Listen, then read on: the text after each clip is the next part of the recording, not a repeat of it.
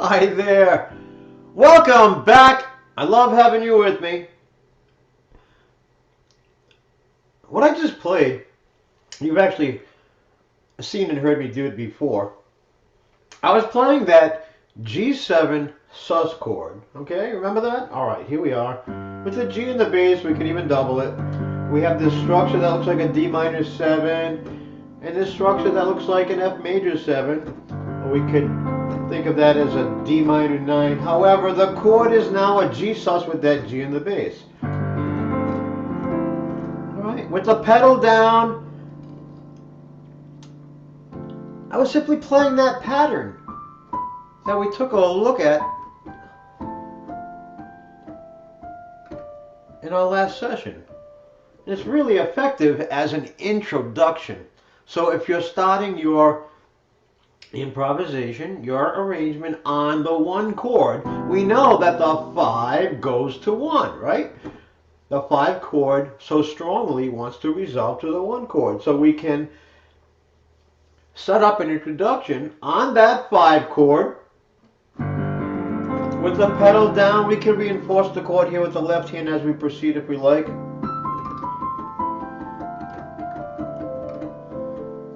Now, where do we end here? Wherever you like, okay? Let's say that your target tone is E, the 3rd of C major 7. Well,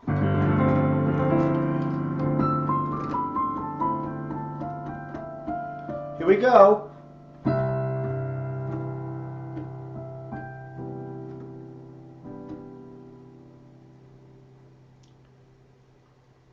Okay, also in our last session, we were focusing on a couple of patterns, right? A couple of improvisational patterns that we were alternating a bit. The first one, using C major 7 as the example here. Starting with the 3rd, moving up to the 3rd, which becomes the 7 of the next chord in the cycle. So that was one pattern. We'll do that again.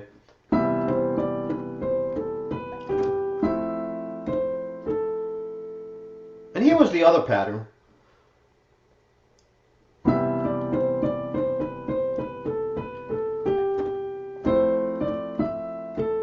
Right. Now there's a lot of value in taking a couple of patterns like that and going around the circle and becoming very, very comfortable with them, because they are there whenever you want them. And there's nothing that replaces familiarity. Okay? Absolutely.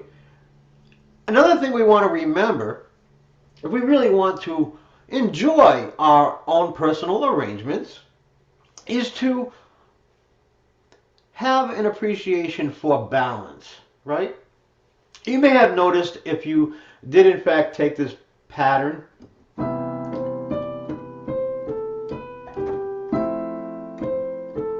and the other pattern,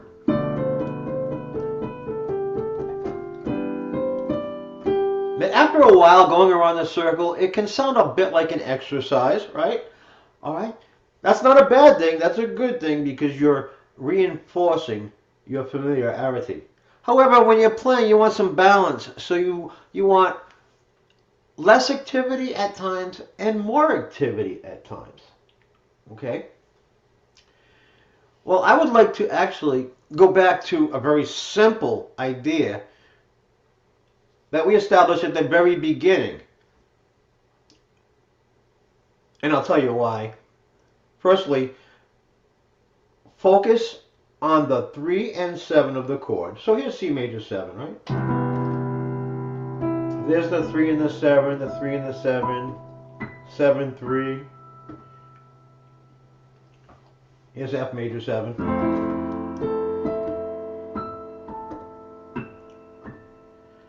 I'm going to ask you to make a point of going through the entire circle with these 3s and 7s.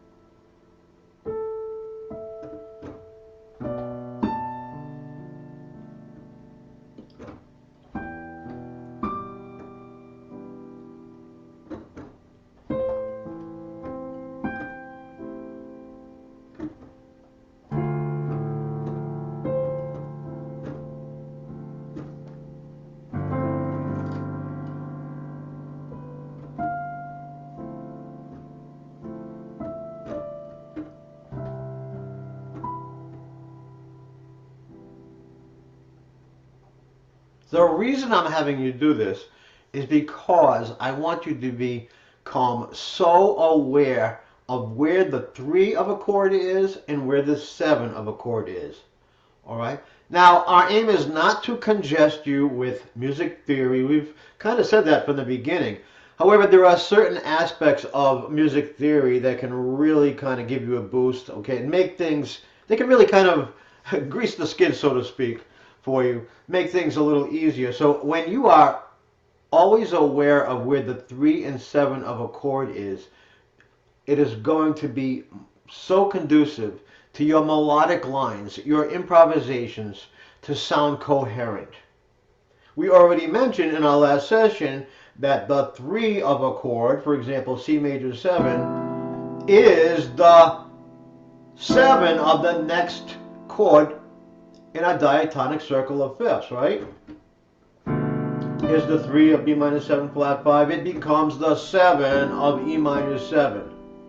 The 3 of A minor 7 becomes the 7 of D minor 7.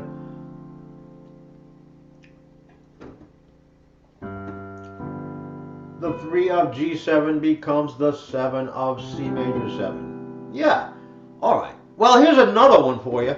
If we start actually on the 7 of a chord, for example, again, at the top of the circle, C major 7, if we start on this 7, this 7, which is B, if we take it one whole step down, one whole step down, one whole step lower, that gives us the 3.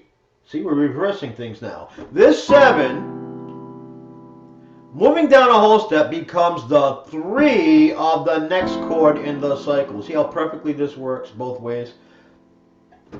Around the circle. All right, now this is the 3 of F major 7, right? Well, this 3 becomes the 7 of B minor 7 flat 5. One whole step lower than this 7, or the A, is a G, which is the 3rd of E minor 7. You see how nicely that works?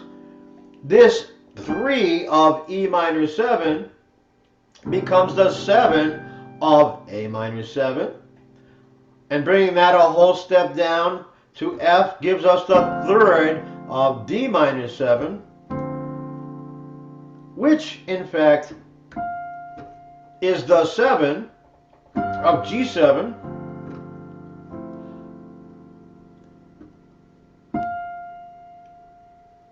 Now, going to the 1 chord, we're not going to go a whole step, we're simply going to go a half step.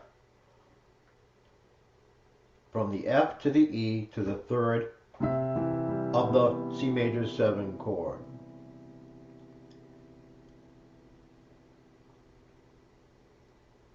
You see? So it's the 7 of G7 that becomes the 3, one half step lower, right?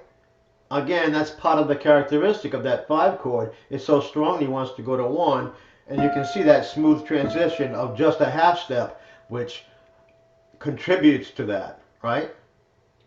So one more time, 7 of the chord, down a whole step, 3 of the chord.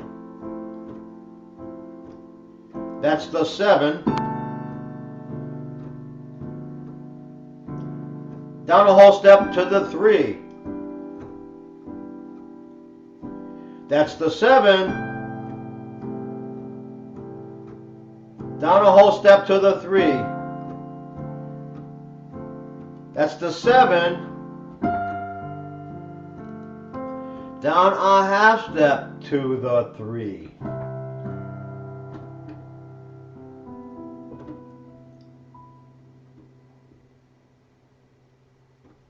So let's say you're having fun with that pattern that we were actually covering last session. Well,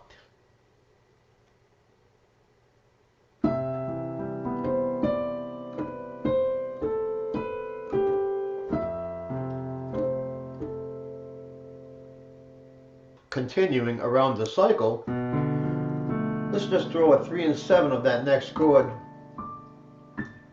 and maybe a 3 and a 7 of the next chord.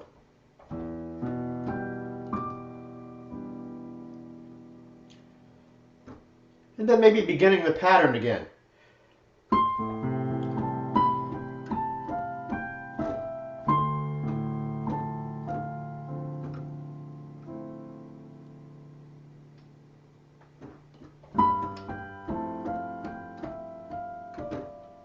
The idea is to create a balance between high activity and low activity.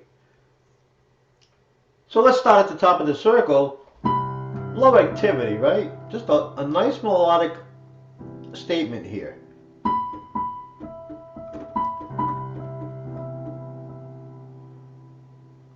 Next chord in the cycle. And then maybe continuing with that pattern.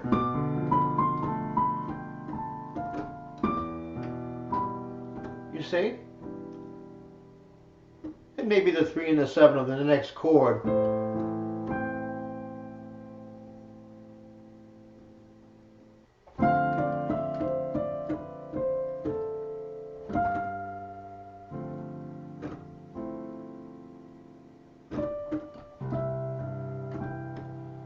You see the idea? So when you alternate between simple ideas that don't have a lot of activity and other ideas which have more activity, okay, this really creates more interest in your improvisational lines. And I'll leave you on that note. Also, keep in mind that this is not rigid. Don't feel you need to do things exactly the way I'm doing them. Just grab the concepts, okay, and at your own pace, incorporate these ideas, okay? The order in which you proceed, the patterns, the low activity ideas, the high activity ideas. You know what? Just experiment. This is about you. It's not about you copying me, all right? So embrace the concepts. Embrace your potential for greatness. And know that I look forward to seeing you at our next session.